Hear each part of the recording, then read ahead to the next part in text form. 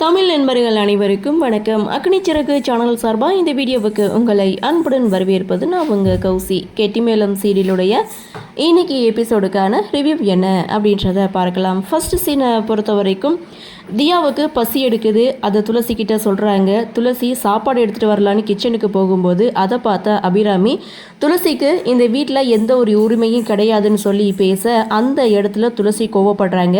என்னை பேச வைக்காதீங்க, நானும் பதிலுக்கு பேசுவேன், எனக்கு இந்த வீட்டில் எல்லா உரிமையும் இருக்குது அப்படின்ட்டும், உங்கள் புள்ள தான் கழுத்தில் தாலி கட்டியிருக்காரு அப்படின்ட்டும் இங்கே துளசி பேச அந்த இடத்துல அபிராமினால் எதுவுமே பேச முடியலை. இதுக்கப்புறம் துளசி கிச்சனுக்கு போயிட்டு தியாவுக்காக சாப்பாடு ரெடி பண்ணி கொண்டு வந்து ஊட்டி விடுறாங்க.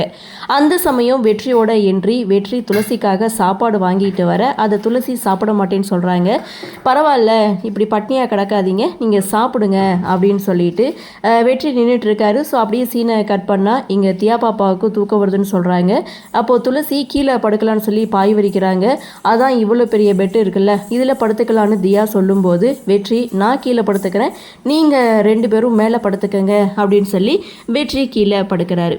அப்படியே சீனை கட் பண்ணால் பொண்ணை கல்யாணம் பண்ணி கொடுத்தாச்சு, இருந்தாலும் அவளுக்கு செய்ய வேண்டிய செய்முறையை செய்யணும்ல. சிவராம், லக்ஷ்மி, முருகன் இவங்க 3 பேரும் துளசிக்காக செய்முறை செய்யலாம் அப்படின்னு சொல்லிட்டு வீடு தேடி வந்திருக்காங்க. இந்த விஷயத்த மீனாட்சி ஈஸ்வரமூர்த்தி கிட்ட சொல்லவா வேணும் ஈஸ்வரமூர்த்தியுடைய கோபத்துக்கு.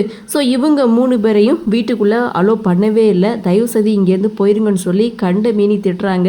ஸோ இருந்தாலும் சிவராம், லக்ஷ்மி இவங்க 2 பேரும் பொறுமையாக பேசுகிறாங்க. எங்கள் பொண்ணுக்கு எங்களால் செய்ய முடிஞ்ச சீர்வரிசையை தான் நாங்கள் செய்ய வந்திருக்கோம்னு சொல்லும்போது எங்கள் லாரி இது வந்திருக்கா அப்படின்னு சொல்லிட்டு அபிராமி ஒரு பக்கம் கேலி பண்ண. ஸோ அந்த இடத்துல வெற்றியோட பாட்டி அந்த கட்டப்பையில் இருக்கிறதா அவங்களுடைய சீர்வரிசை, அவங்களால முடிஞ்சது இவ்வளோ தான் அப்படின்னு சொல்லி எவ்வளவுக்கு அவமானப்படுத்தணுமோ அந்த அளவுக்கு அவமானப்படுத்தி கழுத்தை பிடிச்சி வெளியில் தள்ள சொல்கிறாங்க. இதுக்கு மேலே கை வச்சிங்கன்னா மரியாதை இருக்காது அப்படின்னு லக்ஷ்மி ஒரு பக்கம் கொந்தளிக்க.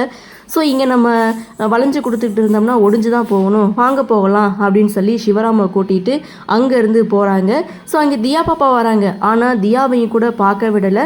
ஸோ அந்த இடத்துல தீபா எங்கள் வீட்டு மருமக, தீபாவை நாங்கள் கூட்டிகிட்டு போகுன்னு சொன்னாலும் எங்கள் பொண்ணு அந்த வீட்டில் வந்து வாழ மாட்டான்னு ரொம்ப ஸ்ட்ரிக்டாக சொல்லி அவங்கள அவமானப்படுத்தி அனுப்பிடுறாங்க.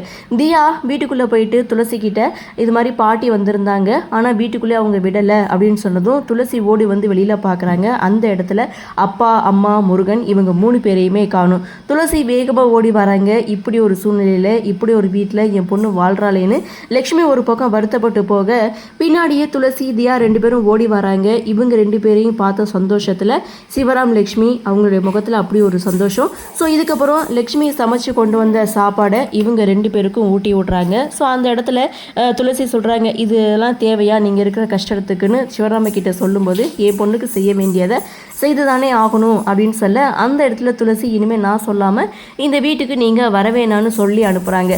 அதுக்கு முன்னாடி துளசி முருகன்கிட்ட அந்த வீட்டில் என்ன நடந்தது அப்படின்றத கேட்டு தெரிஞ்சுக்கிறாங்க. கோபத்தில் கொந்தளிக்கிற துளசி நேராக நியாயம் கேட்டு ஈஸ்வரமூர்த்தி முன்னாடி போய் நிற்கிறாங்க. எங்கள் அப்பா அம்மாவை நீங்கள் அசிங்கப்படுத்தியிருக்க கூடாது அப்படின்னு சொல்லும்போது பின்ன என்ன பண்ணணும், சீர்வரிசைன்னு சொல்லிட்டு இத்தனோடு சாமான் எடுத்துகிட்டு வீட்டுக்கு வருவாங்க. ஸோ அவங்கள வந்து விருந்து வைக்கணுமா அப்படின்னு சொல்லி ஈஸ்வரமூர்த்தி ஒரு பக்கம் பேச. ஸோ அந்த இடத்துல வெற்றியுடைய பாட்டியும் என்ன என் பிள்ளை உங்ககிட்ட மன்னிப்பு கேட்கணுமா, இப்போ காலில் விழுந்து மன்னிப்பு கேட்கணுமா அப்படின்னு சொல்லும்போது காலெல்லாம் விழுக வேணாம், ஆனால் மன்னிப்பு கேட்டே ஆகணும் அப்படின்னு பிடிவாதத்தோட துளசி நின்றுட்டு இருக்காங்க. இதோட எபிசோட முடிக்கிறாங்க.